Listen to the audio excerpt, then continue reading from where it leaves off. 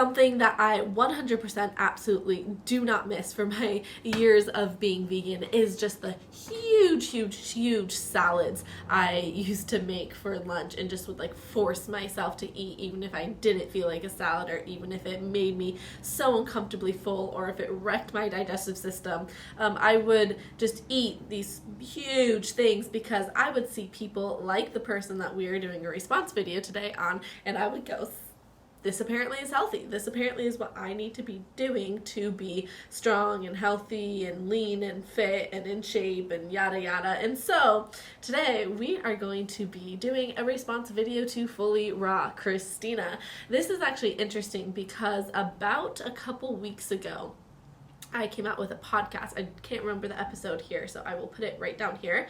It was a podcast with this woman who reached out to me. She's a follower. She's probably listening to this, so hello, Susan. But Susan is this wonderful lady who has dealt with her own struggle of eating disorders throughout her whole life, and she's a little bit older than probably a lot of you guys here. I think she's upwards in her 40s, 50s, and so she had a lot of wisdom and a lot of advice to share. But I thought it was really interesting when she went through her story and she told at the time that she worked with Fully Raw Kristina, like she worked for her. I can't remember exactly what she did for her, but she was really close to her in the production of all of these films and everything. And so she was just giving her 2 cents on like how chaotic Kristina always is and how stressed out she always is and how she's very strict about everyone that works with her has to be completely like vegan and plant-based. And you go and listen to that podcast. I think it's just really fascinating to hear everything that she said about her experience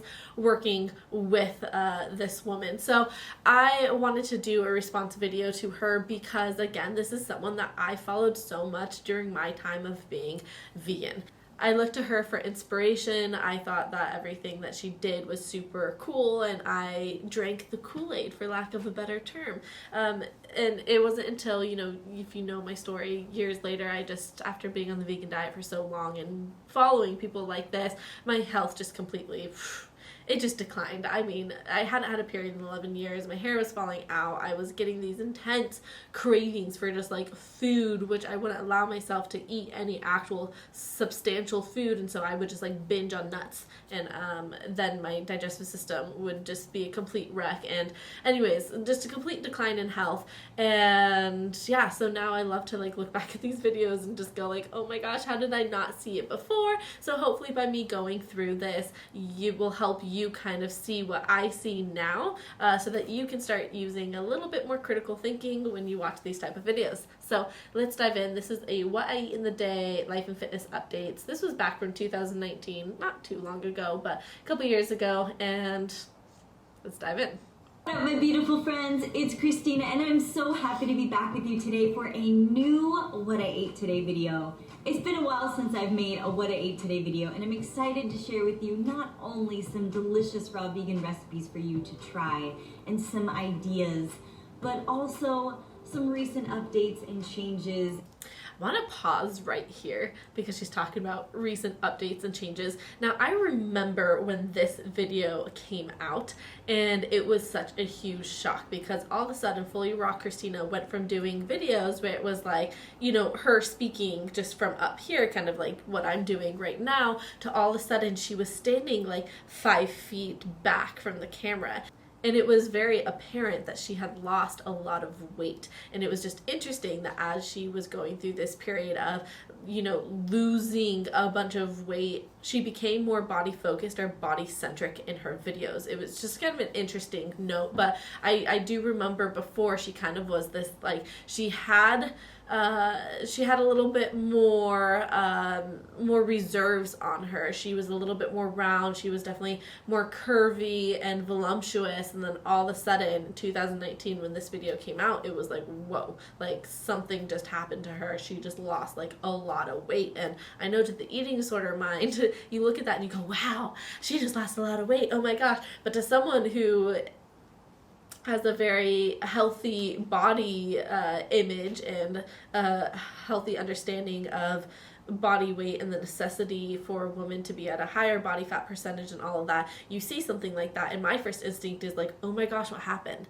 Like, is something wrong? Is she sick? Is she like, it's not, losing weight is not always a good thing. Like, it can be very damaging to the body. It can be a big sign that someone's under a lot of distress and that the body's not getting the nutrition that it needs. So I just wanted to point that out there. But I look at this and I even just see it in her face. She just isn't as nourished as she was before, and it makes sense. She's a couple more years into this crazy, like, raw, fully raw vegan life that's when your body starts showing signs of deterioration, is a couple years in. And that's another thing that's important to note, is that a lot of these girls online, you look at them and they're like 23 years old and I've been raw vegan for 3 months and look how beautiful I am. And I'm like, yeah, okay, that is not representative at all of like this diet, because you right now are living off of the storage that you have accumulated over the years of eating milk and eggs and animal products, and so you have collagen in your system, you have B12 in your system, you have vitamin A in your system. It's not until years later where that finally gets really depleted that people start having the health issues and they start showing it. So I was like super wrinkly skin, very just unhydrated skin as well. You can just kind of tell that my body was lacking in nutrients. Completely improved how I feel on a day-to-day basis. These are just simple day-to-day things that I've done that have improved my physique, my sleep, my digestion, and more. And it's just the little things, I love that the vegans are always talking about improving their digestion. I'm like, you guys are all obsessed with this idea of improving your digestion, which makes me think all of you guys are having awful digestion that like you have to focus on continually improving it. Whereas, let's just like use me as an example. My digestive system's like, I can eat anything, and it's so rare for me to have digestive upset, so I'm not constantly thinking about how do I improve my digestion. Yes, improving digestion is a good thing, but what I'm saying is that like it seems to me that like every single vegan is having digestive issues and is always trying to constantly improve it, and instead of improving it by strengthening their metabolism, eating like nourishing, dense foods that are going to support their system, they think that the way to go about healing their digestive issues is cleansing. And that's not always the way to go, especially if you're coming from a place of energy debt or malnutrition. The reason why the digestive system is off to begin with is because of the restriction and low body weight and just like low metabolic function. Some things have changed recently for me, and I'm feeling better than I ever have. I want to pause here for a second because I just want to remind you what I just said. This was like the shocking video where people were like, whoa, she just lost a lot of weight. And she just said here, like, there's some things that have changed that have been making me feel a lot more better. And I just want to point out that a lot of people who are in an eating disorder or in energy debt, and in a low metabolic functioning place, losing weight becomes like this euphoric high. It's kind of a weird thing, but I remember like anytime I lost weight during my eating disorder, it was like, I feel like amazing, right? Like, and it was a weird high. Like, I didn't truly actually feel amazing, but it's almost like when you lose that weight, when you're already in this like low metabolic state and then you lose more weight, it's like the body just goes into overdrive of stress hormones. And when you're on stress hormones, like that can be very addictive. Cortisol, adrenaline, it feels kind of good. You feel like you're kind of like buzzed all the time. So I just wanted to point that out because I feel like that could be something that she could be experiencing here, is like she, has been making these changes and she'll go through what those are that have made her like lose weight, and now she's feeling super euphoric. Well, that could just be a bunch of stress hormones. Physically, mentally, emotionally, and spiritually. The first thing that I've been doing consistently every single day as of recent is hot yoga at 8:30 in the morning every single day. Okay, so let's stop and talk about this hot yoga. I actually have a video that I did a long time ago discussing my thoughts on hot yoga. Is it supportive? Is it not? I used to be a hot yoga fanatic. I was kind of like Fully Raw Kristina, where I was going nearly every day. That was really, really damaging for my system. You lose a lot of electrolytes. You're losing a lot of water in those classes. It can really dehydrate you, and it can put a lot of stress on the body. So when I went through my recovery, I fully stopped doing hot yoga classes, and I moved to just regular, non-heated, not so intense yoga classes, and that made a huge difference in helping me get my period back. Now, I took about 2.5 years off of hot yoga. I will say that, I do like it. Like, I really do love the just like the heatness, and you can just stretch a lot more. So I do have a membership to Core Power right now, but I cap myself out at like max 2 classes a week. I try to only do 1 a week, just because I know it can be very intense on the body. I don't do the sculpt classes because those are like, you have weights in your hands, and like that's just like, I know that that's just too demanding for my body, and I don't want to put it through that. And so while I'm not like against hot yoga, I just always like to raise the flag of caution, especially if you're in recovery. You shouldn't be doing hot yoga once you have a very strong body and you're nourishing yourself well, and you're overall just very hydrated. Malnutrition dehydrates you, just FYI, so it's not anything really to do with how much water you're drinking. But once you're just more hydrated and everything, then yeah, sure, do it, but do it mindfully is just what I would caution there. I know that I make sure that I do it mindfully just because it is pretty intense on the system. I have been very consistent with this, and I just love my yoga practice. I love the sweating, the breathing, the moving, and I've been combining my hot yoga with HIIT training 3 to 4 times a week. So that's a lot. Let's just pause here. So she's doing every single morning hot yoga, completely fasted. She hasn't eaten anything yet. And then on top of that, she's doing 3 to 4 days of HIIT training. That is a lot of stress on the body, especially for someone who's not eating like amino acids, all the amino acids, because she's raw vegan, so she's not eating like chicken or pork or beef or eggs or dairy or any of that. And so that really worries me that she's putting so much stress on her body, and I know that her fuel isn't going to be the fuel that helps her body rebuild back from that amount of intensity. And so yeah, that's a little bit insane. My body has started to get toned and lean. Before this, I was a long-distance runner, and after a while, I stopped seeing results. Another thing that I have been doing as of recent is intermittent fasting. Wow, I called it. She's intermittent fasting. Guys, I haven't watched this video in like years. Yeah, so again, she is like running on stress hormones here. That's a fact. And I really love it. My hours of eating have been from between 11 a.m. to 7 p.m.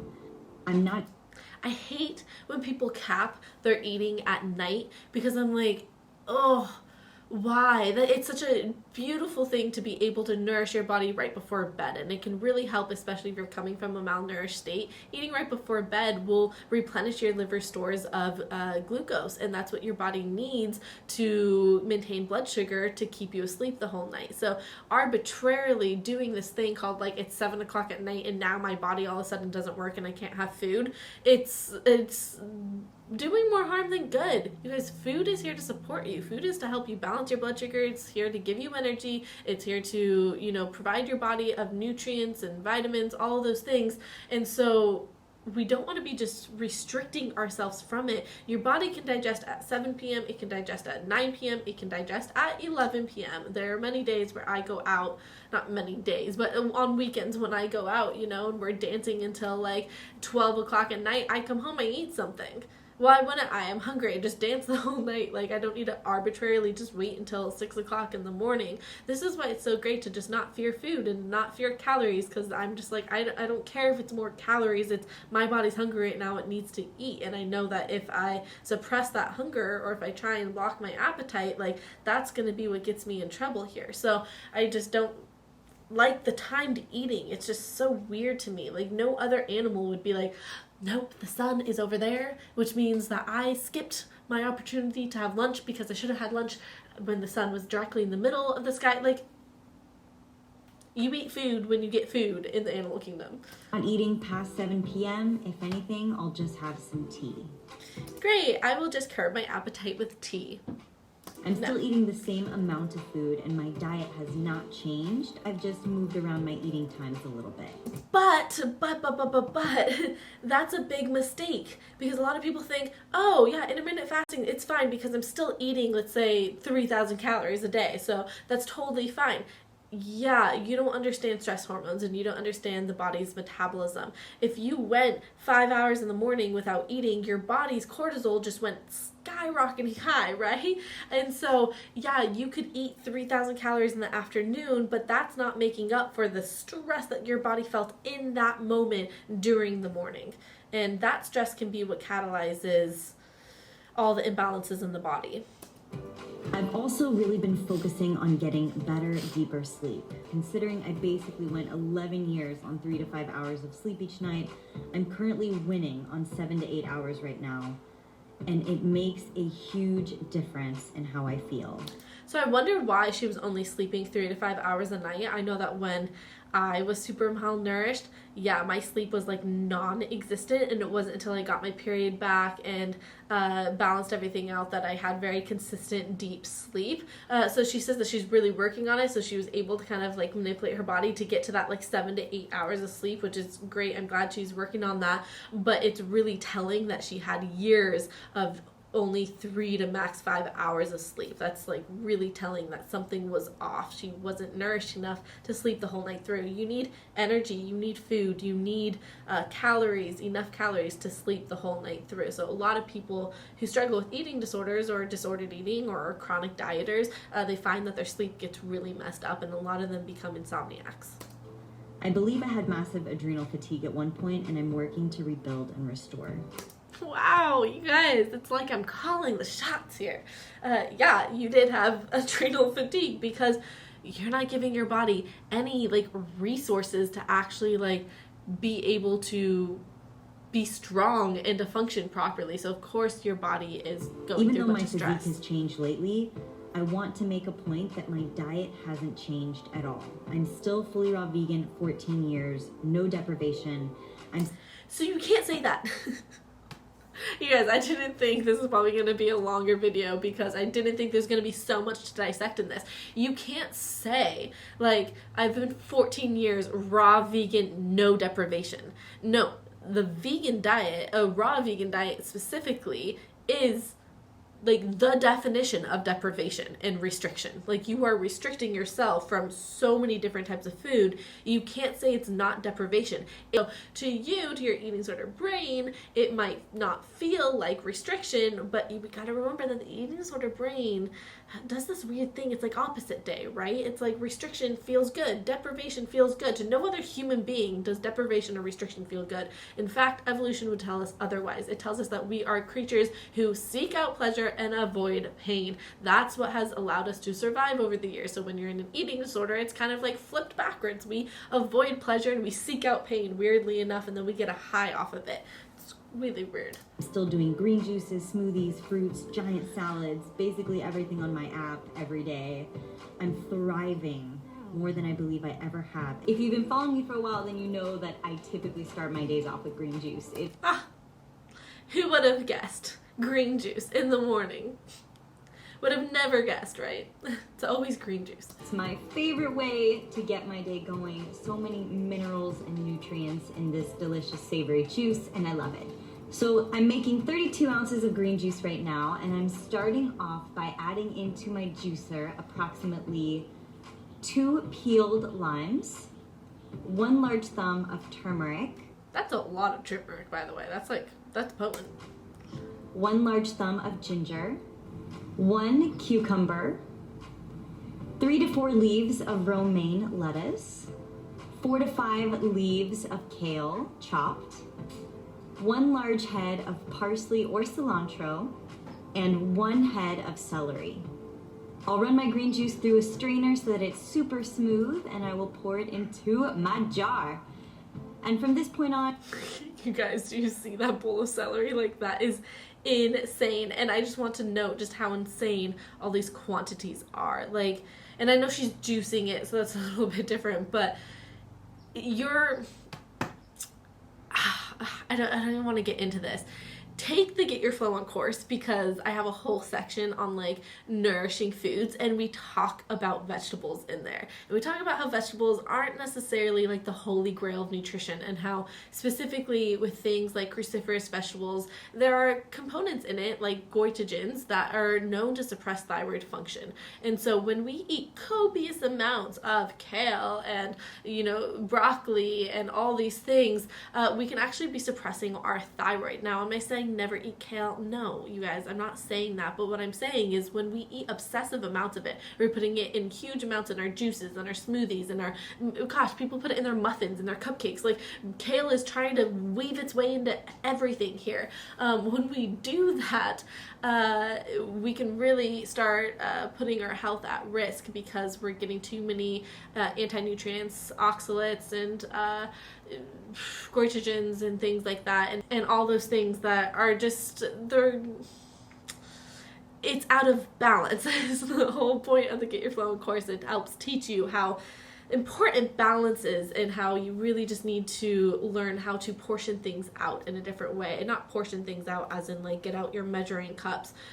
It's just a natural kind of not eating copious amounts of vegetables is what it is. I'm not going to say anymore. It's a fascinating module, one of my favorite ones, but let's dive into this. Okay, so I just want to skip forward here to her second meal, because she rambles on for hours about green Today, juice. aka lunch, I'm going to be sharing with you a nice cream smoothie bowl. It's kind of like a smoothie bowl, but it tastes like ice cream, and it's good for your body, the animals, and the planet, so I like to call it a nice cream bowl.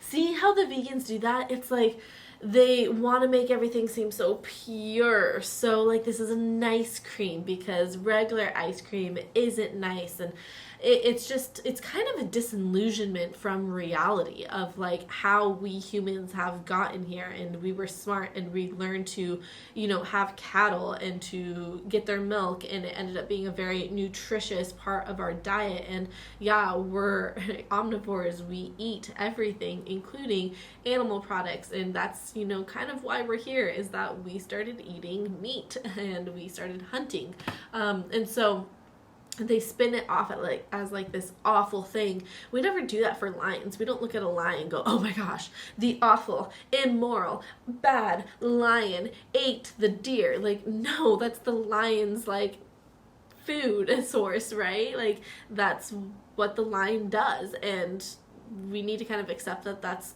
part of being human as well, is that, yeah, we eat animals, and I don't know, it's just interesting how it's always such this like purity spin. It doesn't mean you're impure for eating everything, but this is just a big bowl of fruit. Again, notice how in all of these type of raw vegan type of things, it's no substance. Like, fruit's not bad. I'm not saying never eat a fruit bowl. It's just that like there's no substance in her diet. Like, all she's eaten today is just like water. Like, that's all it is. And frozen bananas, approximately 4 to 5 ripe for a step. This smoothie should do the trick. So let's get started on this smoothie. For the ingredients, I'm going to be using approximately 4 to 5 ripe, peeled, and frozen bananas. That's a lot. Like, that's a lot of bananas. I just did a response video to Freely, which is going to be coming out after this one, actually. Freely did like 51 bananas, and I ranted about bananas there, so look forward to next week. Make sure you subscribe so that you can get that. But the banana train, guys, just one banana's plenty enough.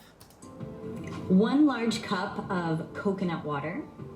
You can add any kind of frozen fruit into this smoothie that you like. Add in approximately 1 cup of your preference. And then I'm gonna add in 1 scoop of the Four Sigmatic Superfood Protein Repair with mushrooms. I'm gonna add in a teaspoon of the adaptogen blend mix, 1 teaspoon of the superfood blends. Talk about a superfood protein packed lunch. I hate it when we call superfoods like I don't know, we call kale and spirulina and chlorella and all these things like superfoods, where in my mind the real superfoods are going to be more of those like the bone broths and the bone marrow and all those really nutrient dense foods, and not just like a bunch of chlorella. That's a very trendy superfood, right? And I kind of more take the traditional approach of like what's actually truly like a really good high source of bioavailable nutrition. For my third and final meal for dinner, I'm gonna be making rainbow collard wraps with an Asian dipping sauce. Sorry. I'm just looking at all of this and I'm just like thinking of like eating all of that. Now, I eat a lot of food, guys, but like when I look at this and say like that's a lot, I'm not saying like that's a lot of food, I'm saying that's a lot of fiber. Like that's a lot of stomach pain. If that was like, you know, ribs or something, like, oh, I could definitely kill that whole plate. It's just, again, there's zero substance here. It's just water with like some vitamins and minerals and antioxidants, but a lot of the vitamins and minerals in there you can't even get because there's low bioavailability in plants. Again, the Get Your Flow course goes through that so you can better understand that just, you know, filling up your plate with copious amounts of vegetables is not going to nourish you and give you all the nutrients that you need. Even if you think there's nutrients in there, because of the low bioavailability, you're not getting a lot of those nutrients. This is just so many veggies. And to do raw collard greens, guys, that is just, oh my gosh, it just hurts. It really hurts. Like, one, taste not that great, let's be honest. Two, digestibility is like nilch, it's zero. So I'm just like fast forwarding through this. She's pretty much just stuffing this with so many veggies. Like that's all it is. A little avocado in there. I'm glad she eats avocado. I feel like that's at least like a good fat. She's not eating a lot of fat in any of these things. Oh, and she put the tahini in the sauce. Woohoo! But it's a nut, and again, low bioavailability of nutrition found in nuts and seeds. Okay, so we're not even going to really watch the rest. Oh, and then she just like has tea at night. Cool. So she pretty much, I could have summarized this as fully raw Kristina eats water all day in various forms. That's about it. And then she intermittent fasts, and she restricts the time that she's able to eat, and she exercises a lot. Great. That's a wonderful recipe for energy debt, low metabolic function, amenorrhea, and just complete decline in health, in my perspective, in my experience, and that's why you're watching my video, right? This is my opinion. But anyways, I hope that was kind of eye-opening for you guys. This went longer than I thought. That was a longer video than I thought it was going to be, and there was a lot of things that I feel like I needed to pause and just like discuss and talk about. Diet culture is rampant. It's everywhere, and it usually disguises itself in pretty pictures of girls who live in Hawaii and drink green juices. So please beware, and please subscribe to my channel so that you can actually learn how to truly nourish your body. Oh, you guys, last night, I wonder if I have a picture of it. I did something so good. It does go with this conversation. I went to a cooking class with my friends, and it ended up being like a whole, I guess it wasn't vegan. There's a little bit of cheese in some of the dishes, and it was just like salad and soup and like the tiniest little portions. And I literally was supposed to go to a bonfire with my friends at the beach, and I had to go home first because one, I needed a jacket, but while I was there, I also was like, I need food. And so I made, it was so good. I had just like a ciabatta bun. So I cut that in half. I put a couple slabs of butter on it, right? And then I put a big a hunk of chocolate, put it together, put it in the panini maker, got all ooey and gooey. The butter, like there were bites of just like pure butter chocolatey goodness. You guys, that is what I teach you on my Instagram, on my podcast, on my YouTube, in my course, the Get Your Flow course. That is what you learn, is how to just nourish your body with that yummy, delicious, satiating food, and to not feel guilty about it, and to understand that is highly nutritious and good and supportive for your body. And I want you to just completely change your perspective on food, and that's my mission on earth, really, is to get you to love chocolate and to love butter. I gotta go. I got a lunch date with someone right now, and so I'm signing off, but I will see you guys in my next video if you hit the subscribe button.